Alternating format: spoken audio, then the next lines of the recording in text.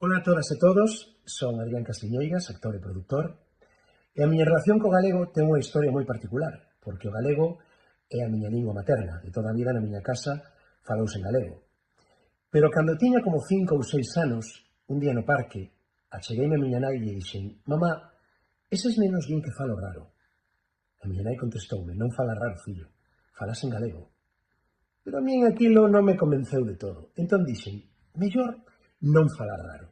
E dende aquela deixei de falar en galego durante bastantes anos, até que fun medrando, fun saindo a coñecer máis mundo, fun a estudiar fora e me din conta de que o galego era unha das cousas máis fermosas que había na miña vida.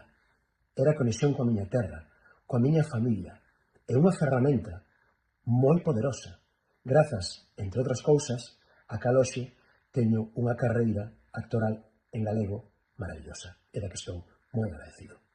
E dende aquela, nunca máis deixei de falar en galego. E unha das miñas expresións favoritas para un tipo optimista como a min é malo será. Así que malo será